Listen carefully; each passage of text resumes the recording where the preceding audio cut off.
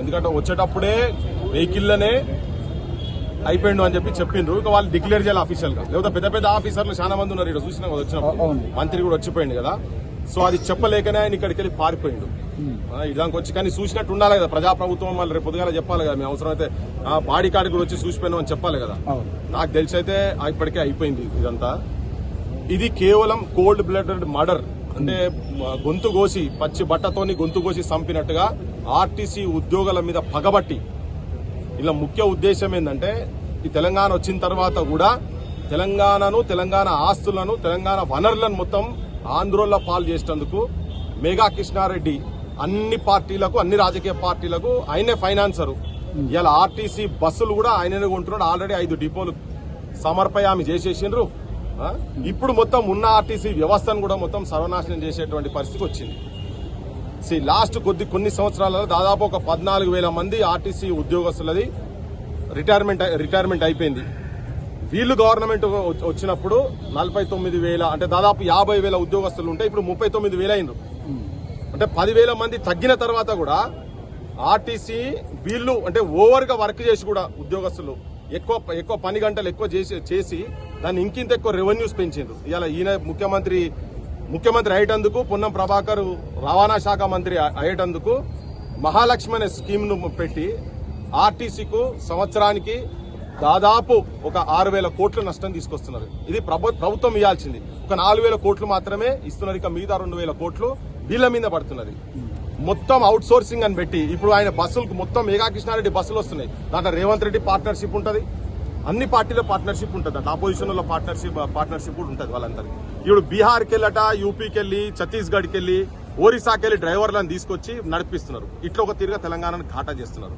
ఈ government private సంస్థలలో కూడా 80% రిజర్వేషన్ మన ప్రాంతం వాళ్ళకు ఉద్యోగాలు ఇప్పిస్తామని చెప్పని మేనిఫెస్టోలో పెట్టి అది చేయలేదు. ఇప్పుడు ఇక్కడ కూడా జరుగుతున్నది ఏంటంటే మేనిఫెస్టోలో వీళ్ళు పెట్టినటువంటి అంశాలు అమలు చేయమని చెప్పి వీళ్ళు గత ప్రభుత్వం మీద కూడా అట్నే చెప్పిండు రేవంత్ రెడ్డి. వీళ్ళ ఆర్టీసీ వాళ్ళ యూనియన్ మీటింగ్లలోకి వచ్చి కూడా మేము మీ యూనియన్లు మళ్ళా రీఇన్స్టేట్ చేసేటట్టు చేస్తాం మేము అని క్లియర్ గా చెప్పి మేము ప్రభుత్వంలో కలుపుతామని చెప్పారు. పక్క రాష్ట్రం ఆంధ్రప్రదేశ్ లో ఏమో కలిపారు, ఇక్కడ మాత్రం కలపలేదు. కలపకపోగా దీన్ని మొత్తం నిర్వీర్యం చేసి డైరెక్ట్ తీసుకుపోయి బంగారు తెలంగాణ బంగారుపల్లెంలో తీసుకుపోయి ఆంధ్ర పెట్టుబడిదారుల చేతులలో పెట్టి దాంట్లో వీళ్ళు వాటాలు తీసుకునేటువంటి ప్రయత్నం తెలంగాణ రాజకీయ నాయకులు చేస్తున్నది స్పష్టంగా అర్థమైపోయింది, తేలిపోయింది. ఈరోజు చర్చలు చేయమంటే చర్చలు చేసేది లేదన్నట్టుగా అరే 40 రోజుల ముందు వీళ్ళు సమ్మె నోటీస్ ఇచ్చారు. బై March 15కు సమ్మె నోటీస్ ఇచ్చిండ్రు. వీళ్ళ లోపల కొద్దిగా ఎక్కడన్నా వీళ్ళు మనుషులు, వీళ్ళ మానవత్వం ఉన్నది. ఆర్టీసీ వాళ్ళు ఏబట్టి అధికారంలోకి వచ్చేందుకు వాళ్ళ పాత్ర ఉన్నదని కనుక ఏమని అనుకునేది ఉంటే, గత ప్రభుత్వం ఉన్నప్పుడు 35 మంది చచ్చిపోయింది కదా. వాళ్ళు కూడా చర్చలు చేయలేదు కదా. 50 రోజుల పైన వాళ్ళు కూడా సమ్మె అప్పుడు కూడా చేశారు కదా. అదంతా ఒక పిశాచుల గవర్నమెంట్, ఇదంతా రాక్షసులు, రావాందులు అని చెప్పని బజాట్లో మొత్తుకున్న రేవంత్ రెడ్డి వాళ్ళు వచ్చినాక ఈయన దానికన్నా ఎక్కువ చేస్తున్నాడు. ఇప్పుడు అదే రావాందులు, అదే పిశాచులు, అదే కథ, అదే రాజ్యము మళ్ళీ వచ్చి ఈయన రూపంలోకి వచ్చి ఉన్నది క్లియర్ కట్ గా. వీళ్ళు ఇప్పుడు ఈయన జరిగిన తర్వాత రేపు చర్చలు చేస్తారట. వీళ్ళు రేపు పొద్దుగాల అంటే తెలంగాణలో ప్రభుత్వంతో మాట్లాడటందుకు కూడా ప్రజాప్రభుత్వం అని చెప్పుకుంటా మాట్లాడేటోళ్ళకు కూడా మనుషులు చచ్చిపోతే తెలంగాణ తల్లి కన్నీళ్లు పెట్టి ఇంకొక బిడ్డను ఇట్లా చంపుకుంటూ పోతుంటేనే సచ్చిన శవాల కాడు అయినప్పుడే మీరు సోయికొచ్చి మాట్లాడతారు. ఆ సోయికొచ్చి ఇప్పుడు నేను ఒకటే చెప్తున్నా, చర్చలు దేనికి జరగాలి? నీ మేనిఫెస్టోలో పెట్టినావు, నువ్వు ఇవి ఇస్తా అని చెప్పి నువ్వు మేనిఫెస్టోలో పెట్టినావు కదా. వాళ్ళు అడుగుతున్నది ఏంది? మేనిఫెస్టోలో నువ్వేం పెట్టినావు గదే చేయమని అంటున్నారు కదా. నువ్వు అది మేనిఫెస్టోలో పెట్టినాక నీకు చర్చలు దేనికి? అసలు నువ్వు ఇమీడియట్ గా అసలు అది జరిగినాకనన్నా సోయికి వచ్చేది ఉంటే ఇప్పుడే నువ్వు వెంటనే నువ్వు మేనిఫెస్టోలో పెట్టిన దాన్ని నువ్వు అమలు చేయక అంతే. రేపు నువ్వు ఇలా క్యాబినెట్ లో కూర్చున్నావు కదా, కూర్చున్నప్పుడే నువ్వు చేసేసి ఉంటుంది, అమలు చేసే కాడికి పోవాలి కదా. సో ఇవన్నీ ఈ డిస్కషన్స్ ఇవన్నీ ఇవన్నీ ఏంటంటే ఆచారం చేసి పోస్ట్ పోన్ చేసే కథ కాడికి వచ్చింది కాబట్టి. అంటే వాళ్ళు చర్చలు చేయమంటే ప్రైవేట్ వాహనాలను దింపండి, ప్రైవేట్ డ్రైవర్లను దింపండి, మొత్తం అన్ని చర్యలు తీసుకోండి అన్నట్టు అంటున్నారు తప్ప వీళ్ళతో చర్చలు జరిపేటువంటి ప్రయత్నాలు చేస్తామన్నట్టుగా మాట్లాడగా నిన్నమన్నారు. ఈ రోజు ఈ సంఘటన జరిగింది కాబట్టి చర్చలు రేపు అంటున్నారు. నిన్న మాత్రం ప్రైవేట్ వాళ్ళని దింపండి, ఎన్ని వెహికల్స్ ఉంటే అన్ని వెహికల్స్ దింపండి అనిపిసి మాట్లాడారు కదా. చూసుకోవచ్చు అలా రేవంత్ రెడ్డి వాటాలు ఉన్నాయి కదా, అందుకే ప్రైవేటీకరణ అంటున్నాడు కదా. ఇలా ఆర్టీసీని కథం పట్టించేస్తున్నాడు. ప్రజలకు చెప్పేది ఏంటంటే ఆర్టీసీ కనుక ప్రైవేటైజ్ అయితే ఇవాళ ఆల్రెడీ ఒక 1100 పైన ఊర్లలో కనీసం బస్సు సౌకర్యం కూడా లేదు. ఆర్టీసీ కనుక ప్రైవేట్ అయ్యేది ఉంటే ఇవాళ పేద ప్రజలకు బస్ పాసులు ఉండయి, విద్యార్థులకు బస్ పాసులు ఉండయి, పెద్ద మనుషులకు పాసులు ఉండయి. ప్రైవేట్ వాడు పైసలు ఇస్తేనే నడుపుతాడు. ఇవాళ మెట్రోకి లాస్ వస్తే మాత్రం గవర్నమెంట్ భరిస్తుందట.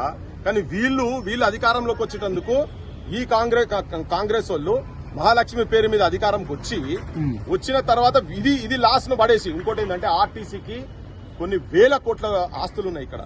ఓకే, ఈ ఆస్తులు అన్ని మొత్తం దారాదత్తం చేస్తారు. మీరు ఎక్కడికైనా పోనీ అంత ప్రైవేటీకరణ చేస్తారు. కేరళ మోడల్ గనక తీసుకుంటే కేరళలో వాళ్ళు స్వతహా డెవలప్ చేశారు. కార్పొరేషన్ ఉన్నప్పుడు ఇక్కడ కూడా కనుక అదే చేసి కనుక పెట్టేది ఉంటే ఆర్టీసీని వీళ్ళు లిటరల్ గా సంపుతున్నారు. మొత్తం వీళ్ళంతా అందరు కలిసి, అందరు రాజకీయ వ్యవస్థ అందరు కలిసి వాళ్ళ వాటాలు తీసుకుని పర్సంటేజ్లు తీసుకుని సంపుతున్నారు. లేకపోతే ఆర్టీసీ సచ్చే సమస్యనే లేదు. కానీ జనంకు చెప్పేది ఏంటంటే తెలంగాణలో ఆర్టీసీని ప్రభుత్వంలో విలీనం చేసి కాపాడుకోవాల్సిన బాధ్యత మన మీద ఉన్నది. లేకపోతే మొత్తం ఇదంతా మన జేబుకు క్షౌరం ఎట్లయితే ఇలా హాస్పిటళ్లు ప్రైవేటీకరణ అయ్యి జనం జేబు కత్తెర ఎట్లయితే అవుతుందో, విద్యా వ్యవస్థ ఎట్లయితుందో, ఇంకొక సర్వీస్ సెక్టార్ రవాణా సంస్థను కూడా నాశనం పట్టించేటువంటి ప్రయత్నం చాలా అద్భుతంగా చేస్తున్నది. ఇది జరగకుండా ఆపాల్సిన ప్రయత్నం ప్రజలు చేయాలి. ప్రజలు ఈ ఉద్యమంలో భాగస్వామ్యం కావాల్సిన అవసరం కూడా ఉన్నది. పోలీసులు కూడా మధ్యలో అత్యుత్సాహం చూపించుకుంటా ఆర్టీసీ కాంట్రాక్టర్లు కావచ్చు, డ్రైవర్లు కావచ్చు కొట్టే ప్రయత్నం చేస్తారు. ఇంత ముందు చూసిన ఫత్వా జారీ చేసిండు ఒక ఆయన, వికారాబాద్ అంటే ఆయన ఆ పోలీస్ ఆయన.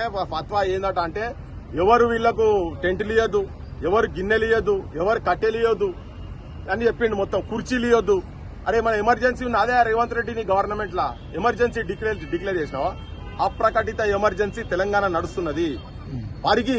పరిగిలో ఒక సర్కిల్ ఇన్స్పెక్టర్ ఏసీపీ అనుకుంటా దౌడల మీదకెళ్లి కార్మికులను కొడుతున్నారు. దేనికయ్యా? తప్పులు ఎవరు చేశారు? కొడితే రేవంత్ రెడ్డిని చెంప వలగొట్టని పోయి మీకు అది ఉంటే సాహసం ఉంటే, అరే నువ్వు మేనిఫెస్టోలో పెట్టినావు కదరా భయ్, మేనిఫెస్టోలో పెట్టి నువ్వు అయితే అమలు చేయని చెప్పని గని దగ్గర పోరా. మీ దగ్గర ఏమైనా ప్రతాపం ఉండేది ఉంటే ఈ నిస్సహాయిలో మీద ఎందుకు పడుతున్నారు? వాళ్ళు అడుగుతున్నది పే స్కేల్. ఇలా మొత్తం బయట అంతా పిరమైపోయింది కదా. 2 పే స్కేల్ డ్యూ ఉన్నాయి. వాళ్ళ పైసలు వాళ్ళకి భయ్, వాళ్ళ దాని మీద ఈ శవాల మీద రాజకీయాలు చేసుడు ఎక్కడిది? వాళ్ళు అడుగుతున్నది ప్రతి ఒక్క డిమాండ్, ఆర్టీసీ వాళ్ళు అడుగుతున్నది జెన్యూన్ డిమాండ్. ఎంత ఘోరం, అంతా అవుట్ సోర్సింగ్ చేసేసి శ్రమ దోపిడీ జరుగుతా ఉన్నది.